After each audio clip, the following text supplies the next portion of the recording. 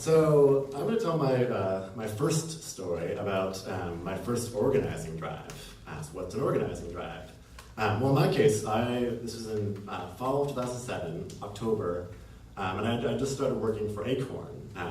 Acorn.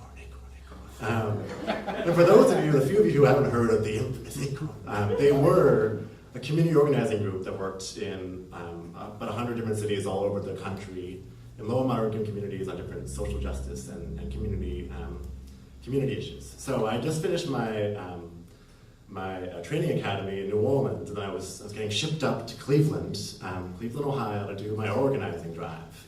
An organizing drive, as I said, sounds good in theory and is really hard in practice.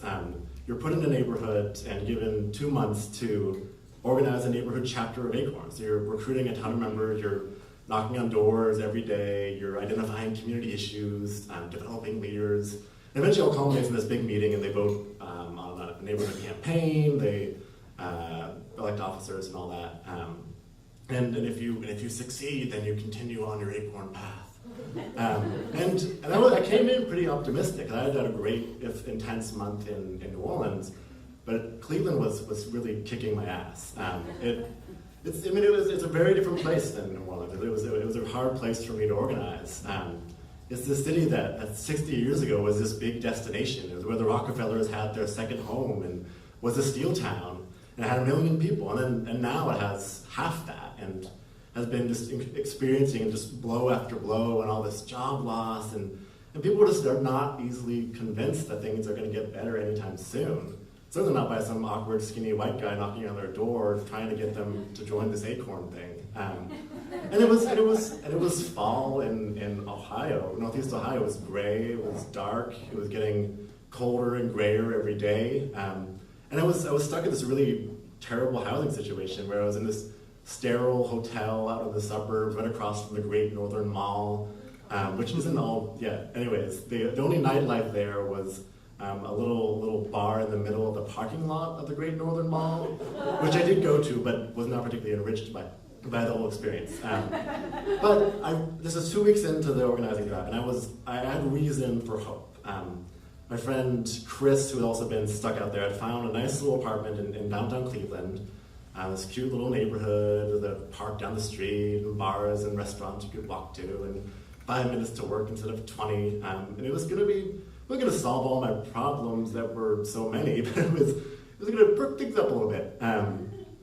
So I moved my stuff up to this cute little apartment in Tremont, West Cleveland neighborhood. Sunday night, go to bed pretty optimistic. Start the week. It's going to be a good week. Get up in the morning and ready to go check out the local cafe and get some coffee and go to work. And I walk outside and my car was missing. And I don't know how many of you experienced something like this, but there's this immediate kind of panic attack that starts in your stomach and then just goes up and ends up buzzing in your ears. And so I can figure out maybe it was moved, maybe my landlord needed to move around the corner, and I call the landlord, go up and ask Chris, and now that I know what happened, they've been stolen. So I call the police, end up waiting an hour on the porch there for the police to come, which is all very ironic because I spent the last 2 weeks hearing from person after person how unresponsive the Cleveland police were and unaccountable to the community. So anyway, an hour later, they do come. I fill out a police report, give them all the information, and go to work. My coworkers were very supportive, they were very sympathetic. Although one of them who moonlighted as a bounty hunter, which wasn't something I was aware you could do outside of Westerns and Star Wars, but in this line of work on the side, he apparently had found out that my kind of car, the 99 Honda Civic, was a particularly hot item in the car thief world. Apparently the parts are really interchangeable with other models, which is just great news. And I pretty much gave up hope that I'd ever see my car again. So anyway, I'm borrowing Chris's car at this point, and I go out to turf and to door knock. That's what you do when you don't have anything else to do and you're an organizer. And I've been knocking doors for about an hour, and then just sort of turned around, going something on 32nd Street or onto this big commercial drag, Clark Street. No one's home, first couple of houses. I stick some flyers in there. And then the first person I actually talk to, I give them my usual spiel. Hi, I'm Avery, I'm with Acorn. It's a community group of your neighbors getting together to fight for changes in the community. What kinds of changes would you like? Like, she gives me that depressingly familiar sort of blank stare, like, what are you talking about in this neighborhood? She tells me that she didn't live there, but the person who does lives upstairs. I can talk to them. She takes me upstairs, and there's actually a crowd of them upstairs. And we were trained to not really spend much time trying to work a crowd, because it's just so easy for one person to kind of naysay, and then it's all downhill. So I give them a quick version of the spiel, pass out some flyers, tell them to give a call if they want to find out more about what Acorn's doing in the community, and go on. And I don't really expect much to come of it, because it's been that kind of month and that kind of day.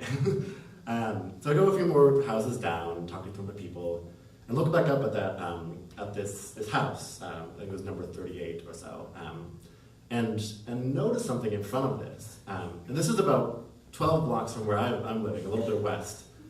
And so I go back up, and it's a silver car, but there's a lot of silver cars out there. It is a Honda Civic. I'm walking casually by. Yep, got that orange expired inspection sticker and that crack in the windshield. Yep, green Vermont license plate on the back with my license plate number. I just talked, among other people, to the people in my car. So that, unfortunately, I would have just, I had the keys. I could have just gone and driven away. But unfortunately, I'd taken the time to be official and reported it stolen. I didn't want to go away driving a stolen vehicle, because I would be the one who get in trouble. So I walked up to the end of the street, out to Clark Street, settled myself in an abandoned lot where Popeyes used to be, and called the police. And I thought that when you give a police report, generally speaking, you just get into the system and you say, this is Avery Book, and they say, oh yes, here's all your information. That wasn't the case. I had to give it all over again, explain what happened, when it happened, who I was, what the car was, and yes, and my car is right down the street. My stolen car, I can see it right now. Can you please come and get it for me? And the dispatcher tells me that they're sending someone over. So I waited about 20 minutes, getting a little antsy, trying to act casual, just someone hanging out, the abandoned Popeyes. When I noticed some people coming out of that number 38, and they get in the car, and they drive in the opposite direction. And I am not very happy. So I call the police really quickly again, give the same routine, 9 o'clock this morning, Avery Book, my car was stolen, and I know it's sick, and the whole information all over again. They're going south on 32nd Street. Can you please do something about this? This is my car, it was here, and I was gone. And they say they're going to send someone to try to intercept them, or whatever. But I still have to wait around, because they're going to come to me eventually, so I can, I don't know, talk about it, and they can stake out the house or whatever. So wait another 10 or 15 minutes, when from the other direction comes my car again, down Clark Street. Takes a left-hand turn and goes into the grocery store across the way, because that's apparently what they wanted to do, not steal my parts, but do some errands. It's easy to do that in a car than to walk around West Cleveland. So I call the police again. They're back, and yes, sorry, Avery Book, 9 o'clock. 99 Honda Civic. And while I'm talking, just totally livid, a police car finally comes up from the direction. And I think it's probably the one I called like that morning who finally responded. And as we hang up and just walk over to them and explain kind of fast and not very easy to understand. I'm like, guys, you can, sir, calm down. Is it the third from the left, the silver Honda Civic? Don't point. We don't want to give anything away.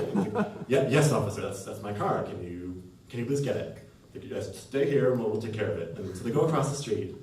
They get out of the car, go into the grocery store, and within like a minute and a half, like 5 police cars come swarming in. The lights are flashing. It's like, this is like LAPD SWAT time, and this is the most exciting thing that has ever happened in West Cleveland. And so they're all just sort of like there in the parking lot. They're all just blocking everything. I don't think anyone can go in and out, and I couldn't see anything. I was trying to see what's happening and not be too obvious that it was my car they were finally getting. And then eventually one of them sort of gestures to me and says I can come over. And so I do. I come over and tell them who I am and give my information again. And they're all just sort of sitting around like patting each other on the shoulder. And there's one guy who's sort of leaning over, sitting in the driver's side of his car, rubbing his knee. Because apparently two people in a car with like 10 cops is like a really difficult situation, so he hurt his knee somehow. They're all saying, good work, man, good work. And like, what? I did the work. I'm the one who called 4 times, found my car 12 blocks from where it was stolen. They're congratulating each other.